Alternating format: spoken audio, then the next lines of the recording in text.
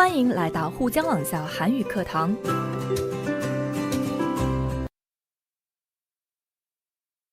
여러분 안녕하세요.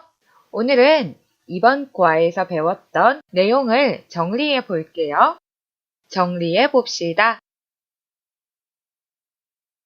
어휘.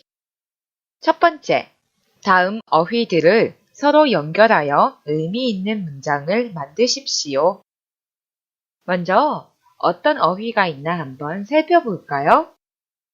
주식, 위험부담, 무절제하다, 신용카드, 자금, 마련하다, 신용카드, 한도, 형편, 절약하다, 단기간, 이익. 자, 연결해서 의미 있는 문장을 한번 만드십시오.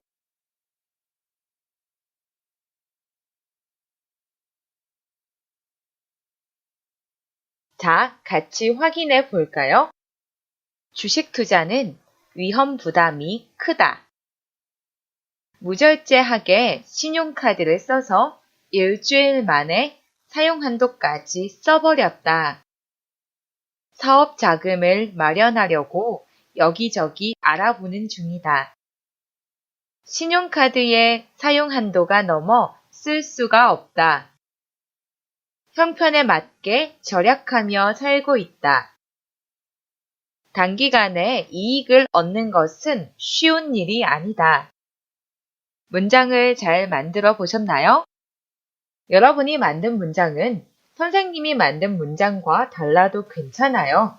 의미 있는 문장이면 돼요. 다음으로 넘어가겠습니다. 두 번째, 빈칸에 알맞은 어휘를 쓰십시오. 먼저 어떤 어휘가 있나 한번 살펴볼게요. 조르다, 판단력, 흔하다, 나무라다, 쑥스럽다, 웬만하다, 타이르다, 쇠귀의 경읽기. 자, 빈칸에 한번 넣어보세요.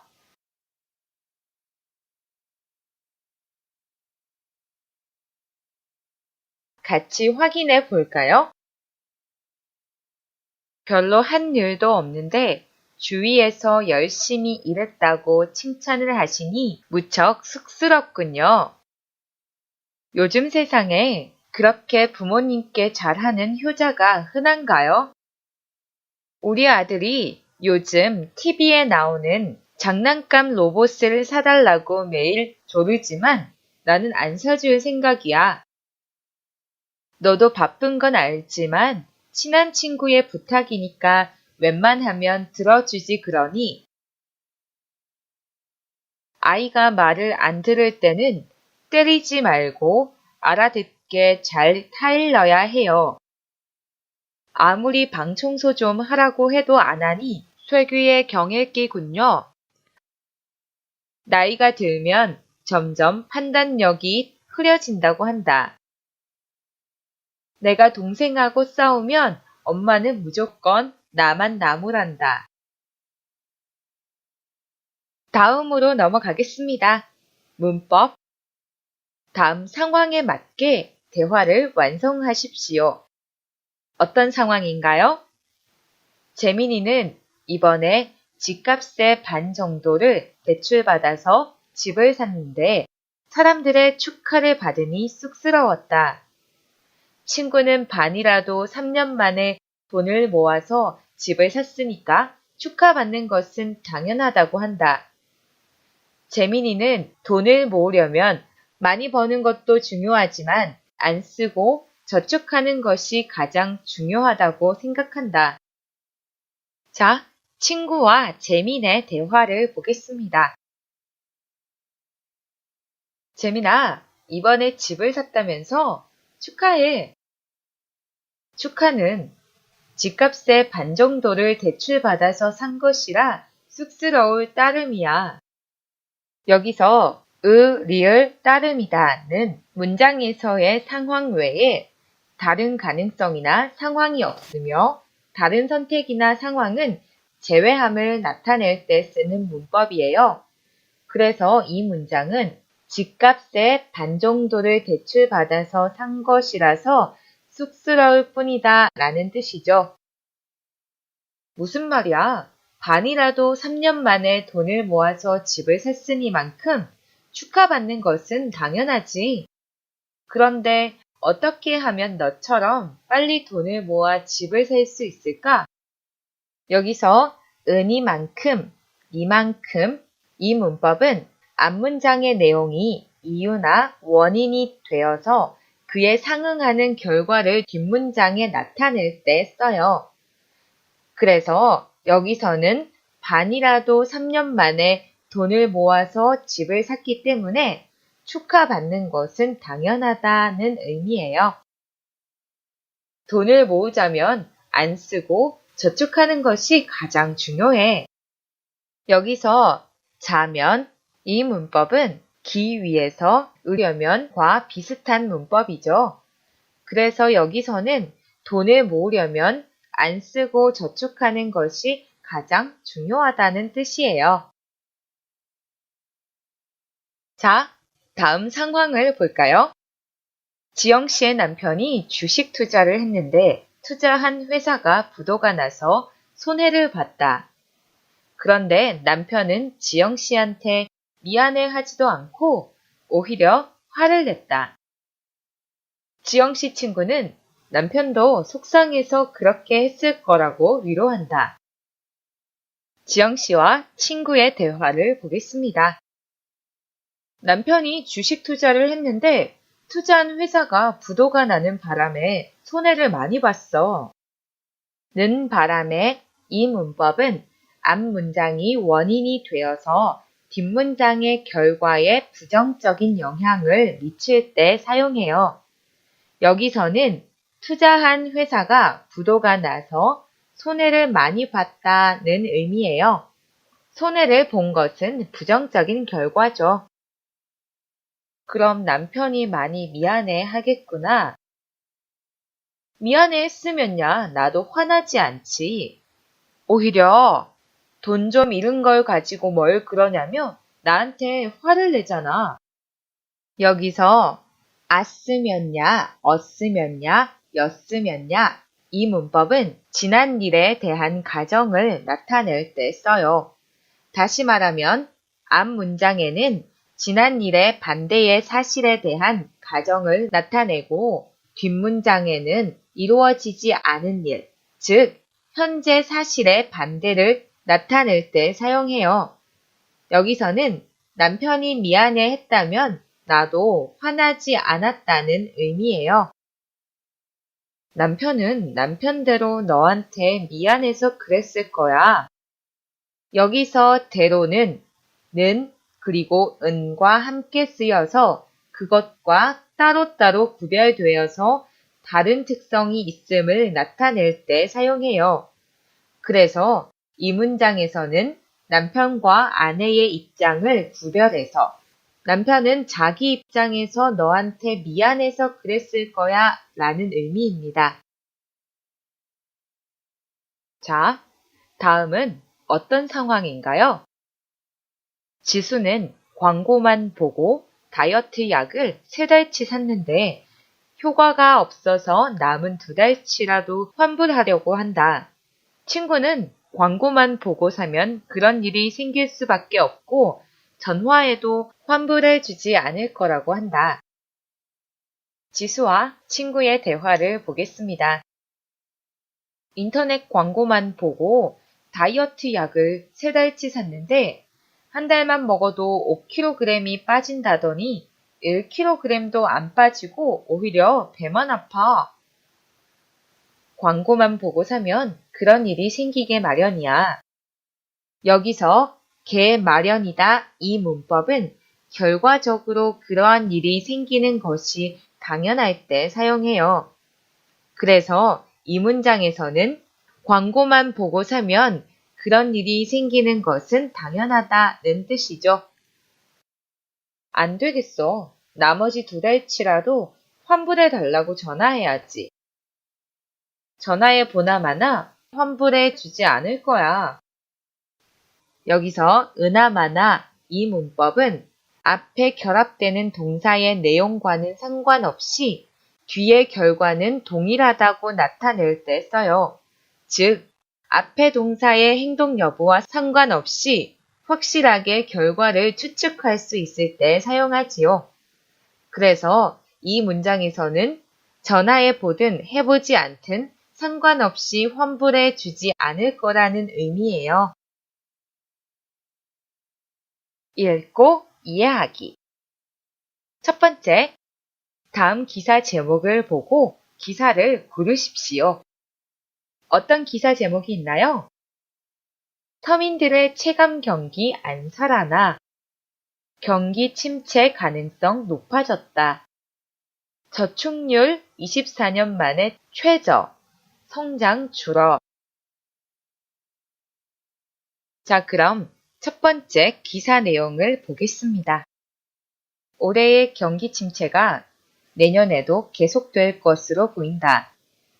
올해 소비와 지출 증가율이 4년 만에 가장 낮았으며 내년에는 증가 속도가 더 느려질 것으로 보인다. 미래가 불확실해지면서 소비를 줄이고 미래에 대비한 저축을 늘릴 것이란 게 이유다. 자, 이 기사에서는 올해의 경기 침체가 내년에도 계속될 거라고 말하면서 경기 침체가 될 이유에 대해서 설명하고 있어요. 어떤 기사 제목이 어울릴까요? 경기 침체 가능성 높아졌다가 되겠죠? 2번 기사를 보겠습니다. 경기가 회복되고 있는데도 서민들이 느끼는 체감 경기가 되살아나지 않고 있다. 이에 가장 큰 이유는 소비가 늘어나지 않고 있기 때문이다. 소비가 늘어나지 않음으로 인해 도소매업 매출이 증가하지 않게 되고 국민은 실제 경기가 회복되고 있음을 피부로 느끼지 못하게 되는 것이다. 여러분, 여기서 체감 경기란 실제로 느끼는 경제 상태를 말합니다. 어떤 기사 제목이 어울릴까요? 네, 서민들의 체감 경기 안 살아나. 다음 기사를 보겠습니다. 최근 저축률이 줄어 경제 성장이 느려지고 있다. 소비가 늘어나야 경제가 잘 돌아가니만큼 경기가 어려울 때는 저축률보다 소비 지출이 늘어나는 게 경기에 도움도 된다. 그러나 장기적으로 봤을 때 저축이 줄어들면 해외에서 자본을 빌려와야 하기 때문에 경제에 부담을 많이 주게 된다고 한국은행은 경고했다. 자, 어떤 기사 제목이 어울리나요? 그렇죠. 저축률 24년 만에 최저, 성장 줄어. 두 번째, 다음 글을 읽고 앞의 기사를 근거로 보기처럼 이야기해 보십시오. 옛날부터 근검 절약은 우리가 지켜야 할 미덕 중 하나였다. 그 절약의 정신이 저축으로 이어지고 그 저축으로 경제가 발전할 수 있다고 생각했다. 그래서 과소비나 낭비는 사회적으로 나쁜 것으로 생각되기도 했다. 그러면 사회 전체의 입장에서 볼 때 절약하여 저축을 늘리는 것이 경제에 도움이 될까? 자, 보기를 먼저 보겠습니다. 저는 저축보다는 소비를 하는 것이 경제에 더 큰 도움이 된다고 생각합니다. 왜냐하면 저축을 너무 많이 하면 도소매업의 매출이 줄고 경기가 침체될 수 있기 때문입니다. 따라서 과소비나 낭비를 하지 않는다면 적당한 소비는 우리 경제를 위해 꼭 필요하다고 생각합니다. 우리도 보기와 같이 한번 이야기해 볼까요? 저축이 줄어들면 해외에서 자본을 빌려와야 하므로 경제에 부담을 많이 줄 수 있습니다. 따라서 저축은 매우 중요합니다. 하지만 소비도 그만큼 중요합니다. 소비가 늘어나야 경제가 잘 돌아가니만큼 어려울 때는 저축을 늘리는 것보다 소비 지출이 늘어나는 게 경기에 도움이 됩니다. 그러니 무조건 저축을 하기보다는 적절한 소비를 하여 균형을 잘 맞춰야 합니다. 문화, 한국의 속담에 나타난 경제의식 보겠습니다. 속담이란 예로부터 내려오는 조상들의 지혜의 결정체라 할 수 있습니다. 속담을 통해 조상들은 후손들에게 주의해야 할 것들에 대한 경계를 대대손손 전하게 되는 것입니다.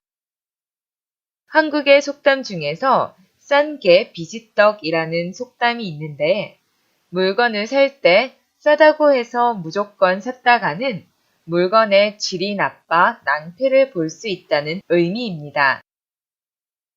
또 갓 사러 갔다가 망건 산다 라는 속담도 충동 구매에 대한 경계를 하는 것으로 이들 두 속담은 비합리적인 소비에 대해 경계를 하는 속담입니다.